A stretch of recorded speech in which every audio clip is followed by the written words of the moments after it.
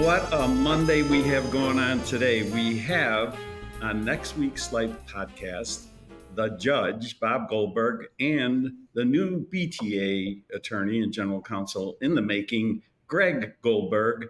And no coincidence, they have the same last name. So I think the industry is in good hands. So, gentlemen, nice to see you. Welcome to the show. Thank you for having me. Good to see you. Thanks for the invitation, Mike. I'm delighted to be here.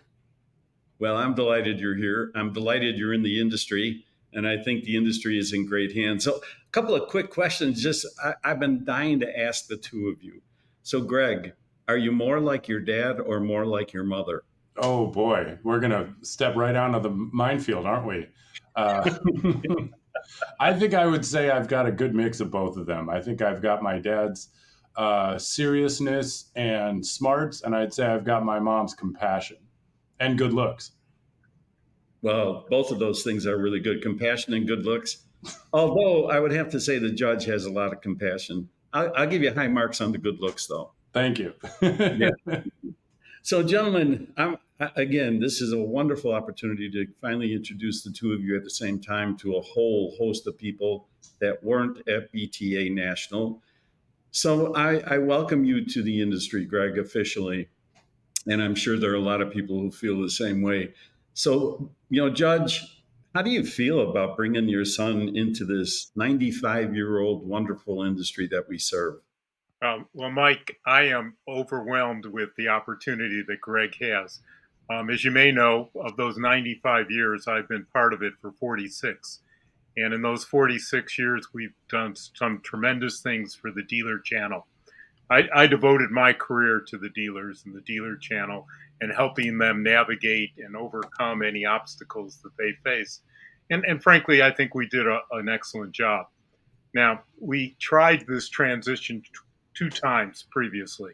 There were two attorneys in my firm that we tried to entice to take over the general counsel position at BTA. Unfortunately, neither one of them had the compassion, neither one of them had the motivation to really get involved. They treated it like a client. They have 10 clients. This was 1/10 of their life. The BTA commitment takes more than that. So at the time that we were doing these transitions within the firm, Greg was with a large international firm headquartered in Chicago. And he had a great job, a great life, and he was very happy. But he got happier, Mike. 9 days ago, Greg got married, and he met his fiancee, and she lives in California, in Los Angeles, and she has a significant job with Universal Studios. And Greg found that love and passion and affection overcame his job in Chicago. He picked up and moved to California. He took the California bar, no simple task, passed it, and now is practicing with a small firm in California, in Los Angeles. The significance of that was that unlike a large international firm, that they're constantly looking at, the number of hours you work and what you bring in and what you do, he has greater flexibility. And Greg and I had a long conversation, and we discussed the BTA opportunity. And Greg said, "Dad, I'd like to give it a shot." And BTA was very pleased because they know that, number one, I want this to work more than anything. Number two, Greg wants it to work more than anything. And I was always concerned for BTA when I did retire, and I'm 75 and it's time to cut back, and I'm doing that. And I was concerned about the impact it would have on the Business Technology Association. Now I know that I can help guide it. As long as I'm breathing, Greg has my phone number, and we will get through any issues. And so it's just a great, great opportunity. So a couple of quick things. Again, congratulations, if I may add my heartfelt congratulations for your recent nuptials. Thank you. And marriage. And I look forward to meeting your lovely wife sometime soon. So I'm curious about a couple of things. I hate to be redundant, but I am. So you've been the son of one of the most, if not the most influential people in the entire industry for the last 45 years. or 35 years or whatever Bob just said. What was it, 35? 46. 46 years. So, I watch my daughter, she kind of grew up in the business and she sits next to me from when she was 5, 12, 15, 20. How much of that, that tutelage basically rubbed off on you from a very early stage? How familiar did you become watching your dad about what he does and what this industry actually demands or needs? Well, I think it's an interesting question. I think there's sort of two answers to it naturally. One of them is before I, even knew what a copier was or knew anything about office technology, my brothers and I and my mom would tag along with dad to some of the what was then called NAMDA events. And so I can remember as far back as going to the Worlds of Fun theme park in Kansas City, Missouri. I remember whitewater rafting down the Rogue River in Oregon. And I remember the first time I ever went to Dallas, Texas. It was a NAMDA event, and I was searching for J.R. Ewing the entire time. That's how far back it goes. But the point of that is obviously not substantive. I didn't have a sense of what was going on in the meeting rooms or the banquet halls when dad was addressing large crowds or when there were substantive meetings taking place. But what I could see from a very early age was the commitment that my dad was talking about. It was very apparent to me that this was much more than a job to him and that his commitment was much broader than just knowing the legal ins and outs, which he obviously knows very well. But what carries through from all the way back then until this day are the relationships that my dad has made. I mean, I recently had an opportunity to appear at the national conference in Boston just a couple weeks ago, actually right before I got married. And I would say my most enduring memory from that experience was just all of the well wishes and all of the praise that people wanted to share with me about my dad and his commitment to not just the industry in general, but also to their individual businesses.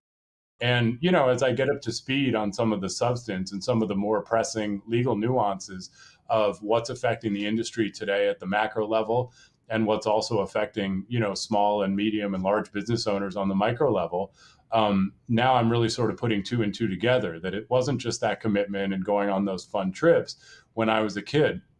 But now it's about mastering the technicalities. Now it's about knowing the industry, knowing the channel, getting to understand who the players are, and getting to understand, generally speaking, what the stakes are.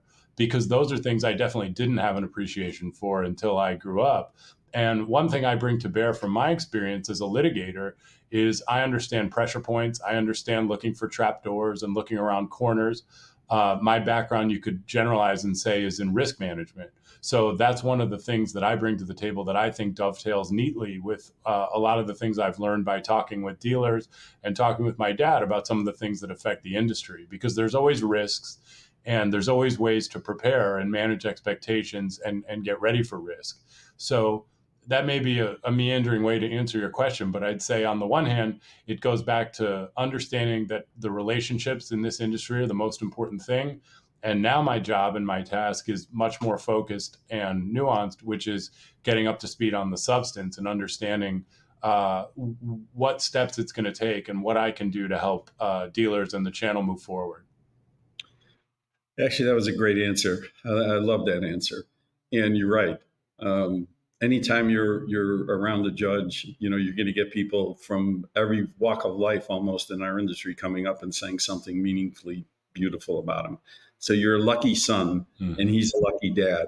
And the other part of it, as this generation changes, as you do the transition and help the judge basically find more time for the things he wants to do, maybe in Mexico. But, you look at the career of your dad, and he has guided the industry from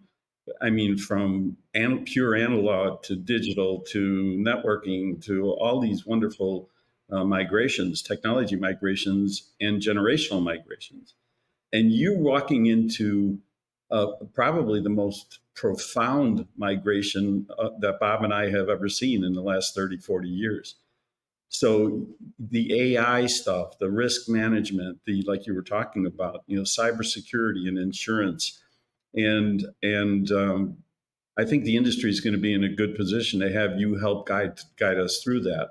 So how well equipped as a litigator or a lawyer are you with some of that new technology like AI? And I'm sure the industry would want to know your background in that area. Sure. Well, I think we're all getting up to speed on AI. And I think, we'd all be a little bit naive if we weren't afraid for our jobs in some respects, right? Because we're all afraid that the artificial intelligence is going to take over the actual intelligence.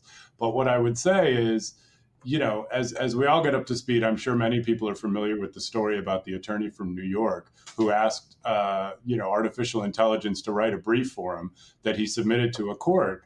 And when the court and the opposing counsel challenged him and said, "Where did you get these cases from? We can't seem to find these precedents anywhere." He said in response, "Well, I asked artificial intelligence if they were real cases, and artificial intelligence said yes." So clearly, there are a lot of kinks left in the system that need to be worked out. And there's still a place for real live terrestrial lawyers to be the masters of this domain. So I do think that it's a developing industry, and I do think it's important to stay on top of what the developments are. But I also think we are far from a place where artificial intelligence is going to take over for terrestrial beings. I think going forward, it might be something like maybe the auto industry or some of the other industries where automation is able to replace some of the frontline workers, and machines are able to take over some of the jobs. But no question, going forward, I think what you'll see is a transition to more quality control. In other words, if I, as an attorney, can have an artificial intelligence bot write a letter for me, that might be a helpful first draft, but it's never going to take the place of my fine tuning it and making sure that it strikes the right tone and contains the right substance. And based on my previous example, just making sure that it's factually and legally sound. So, these things have a way of working quickly. And in 6 months or 12 months or 18 months, we may be having a very different conversation about the nature and extent of how artificial intelligence is affecting things. But for the moment, I think all of our jobs are safe. Yeah, I had that one brief that was written by that attorney. Wow, I think that's a lesson for everyone in life. So, a couple other things. You see your dad as not just an attorney. Obviously, he's your dad. And what do you think is the number one thing he taught you that helped you become a great lawyer? Well, I think it comes down to hard work. My dad and I, in our home where my dad still lives and I moved out of many years ago, his office was separated from my bedroom by a hallway. And, it was every single night my dad, while I was sitting in my room doing my homework, whether it was geometry or calculus or AP biology or whatever it was back in the day, my light was always on, and across the hall, my dad's light was always on. And that ethic and that hard work and that dedication to his career and profession inspired me for many years and continues to this day. Because just because this whole concept, to sort of go back to your last question, this idea of the 9 to 5 workday is something of an anachronism. It's something of a bygone era, and this was something I frankly noticed most recently during the COVID pandemic, when my former law firm transitioned to full remote work. This idea that people would finish their work for the day by 5 or 6 or even 7 and then go home just kind of evaporated because we were all home. And so the demands of the workday expanded far beyond any sort of hours. And I found myself up at night, 8, 9, 10, 11, sometimes midnight, just keeping up with the pace of the day's work. And, I never blanched at that. I never had a problem with it because, going back to, like I said, junior high, high school, and certainly college and beyond, I've never had a problem working long hours or staying up late. And it all goes back to watching my dad's example and watching how hard he works and continues to work. And at his age, is still going at a pretty good clip for an old guy. Well, I'm not going to hang my hat on the old guy comment because he and I we got the same hat. But, so Judge, you have to be just thrilled, to see this all pan out this way. Um, did you imagine it, or are you just damn lucky that it happened? Well, Mike, I think every parent wishes only the best for their child. And I am so pleased and proud of Greg that he's taking on this responsibility. I think you're fortunate. Jenna's in the industry. Greg met Jenna in Boston, and Jenna's doing just a phenomenal job for ConnectWise. And I too feel, as any parent, that if Greg can take over some of the responsibilities I have, he's smarter than I am. He's more current than I am. He is the next generation that I'm not, and he will be able to take BTA to the next level. So this isn't luck. This is just wish, and just bringing Greg up in a way that, as he says, he has the devotion, he has the commitment, and he is looking forward to taking over the reins and helping dealers the same way I have for the 46 years. Greg, so both of you talk about compassion, and your father clearly has established that kind of compassionate reputation, as well as being hugely smart and a great mentor to thousands of people, including myself. You see the judge, 70 something years old, getting in an RV or traveling all around the country and with us on the motorcycles and doing what we do. That is something you just really can't imagine, the impact on people like myself and others and the dealers that we go see. Can we expect to see you in an RV sometime? Well, as my dad mentioned, I am based in Los Angeles, California, so it is a little bit heavier of a lift for me to jump on a plane to the Midwest or the East Coast. But don't take that as anything other than just facts. But the truth is, I'm just as excited about getting to know the dealers, getting to know their businesses, seeing where they are in the country, and getting involved on the micro level. So I'll be honest, I've never driven in an RV. I once moved a bunch of furniture in a box truck, and I'm not sure that that was the most maneuverable situation that I've ever been in. But I don't think we hit any cars. But the point is, absolutely, what I took away again from my recent experience in Boston and from some of the presenters there, and really, frankly, what I loved about the experience was to see people coming not just from the Northeast where the conference was held, but from all over the country to share ideas, to talk about their businesses, to talk about new revenue streams, to talk about ways to grow, to talk about risks that they took that paid off, that they didn't know what to expect from. They talked about business fundamentals. And what I think is interesting about that is the through lines, how the things that are successful for a business in the Northeast might also be successful for a business where you are, Mike, in the Southwest. And I think one of the best ways to get to know people is to see them where they are, to go visit the businesses. And one of my dad's favorite things to do is to tell stories from the ride and to talk about the dealers that host the riders as they come through town and the events that they throw and the connections that breeds. And so I would be remiss not to get involved in opportunities to go and see people where they are, to visit their businesses, to visit their towns, even if it means getting on a plane and flying across the country like I've done many, many, many times. That's a great answer, and you're right. You got plenty of time to get in an RV or do whatever you're going to do. So we'll look forward to seeing you wherever you are in the country. And Bob, what advice do you give your son about the next year? Call it 24, just coming out of the chute, rest of this year in 24. What's your short term? Hey, Greg, you got to do this. And that's a great question, Mike. And I do have an answer for that. And that is, I hear from dealers, maybe 10, 15 dealers a day. I get an email, I get a call, there's an issue that's been raised, and there's usually someone on the other side that's caused the issue. And it took me a while, but I learned early on that the best way to address it was to contact the other side and say, hey, this is what the dealers told me, A, B, C, D, and E. And this is how the dealer feels. I'm sure there's two sides to the story. Would you talk to your people, find out what their perspective is, and then can we get on the phone and talk about it again? Um, as lawyers, we're sometimes very dogmatic. Sometimes we pick up the phone and say, hey, Mike, if you don't stop this, we're going to throw the book at you, okay? And you try to intimidate your opponent. But in this industry, there's no need for that.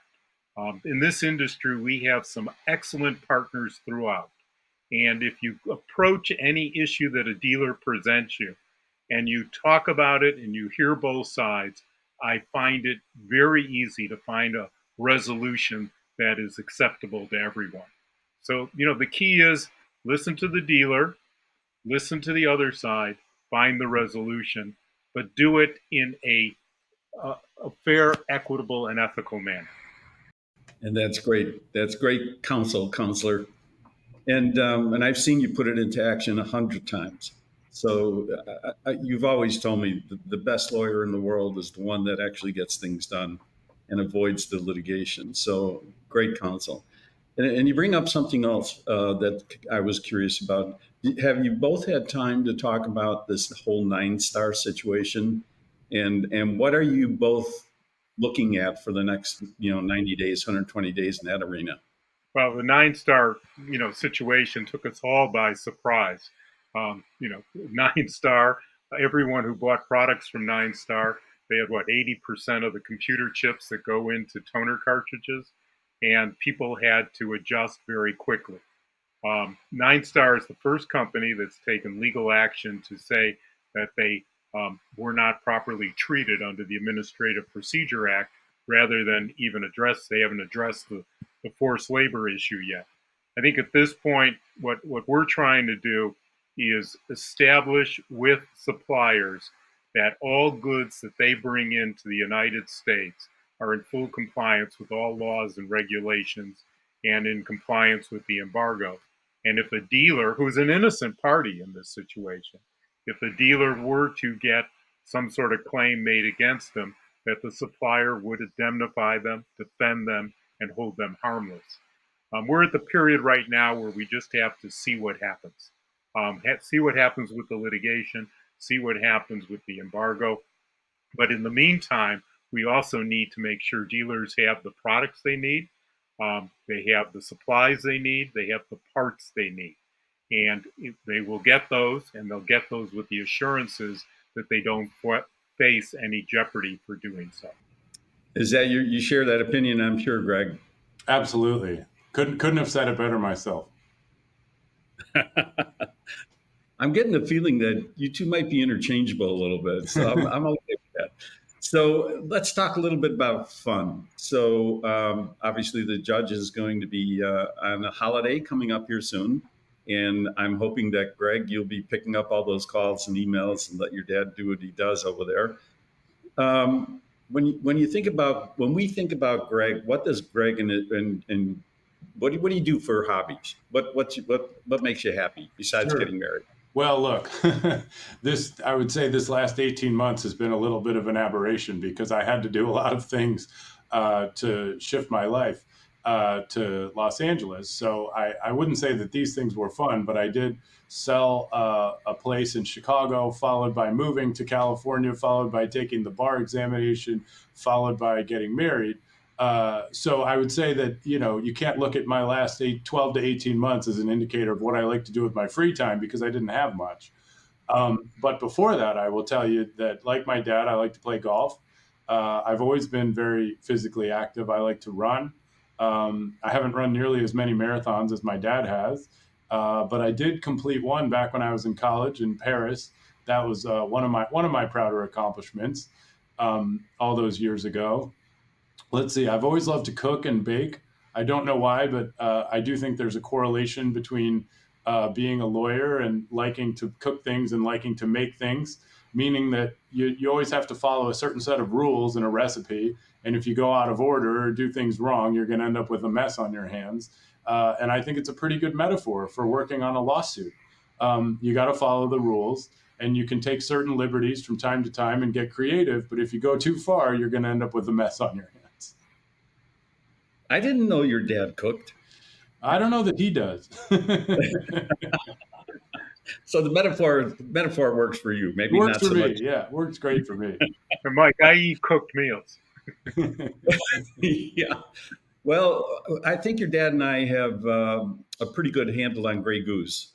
So and olives. So I don't know if you like a cocktail every once in a while, but we'll look forward to having a martini with you. So on to probably the last few questions I have. So Judge, as you are begin to turn the reins over, um, what's the message you want to give to the dealer community or the industry, actually, the OEMs too? What do you want them to think about when they think about you, the work you've done, and the future of BTA? Well, the future of BTA, Mike, hasn't ever been brighter. Brent Hoskins has just done a wonderful job as executive director, and the board of directors has taken on the obligation to envision BTA for the next 5 and 10 years. What do they need to present to the dealer channel? You mentioned earlier about the changes we went through.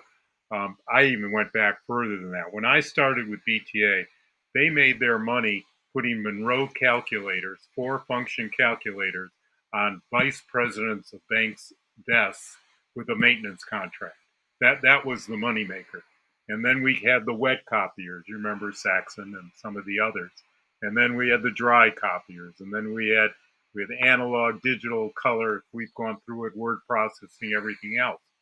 The key right now for the future for everyone is we're not all going to go in the same direction. I think we see that in the various panels at the various events that we attend. There are people that take one direction in terms of network services. Some are looking at electrical vehicle chargers. Some are looking at adding water. Some are looking at all kinds of different opportunities that won't be lockstep.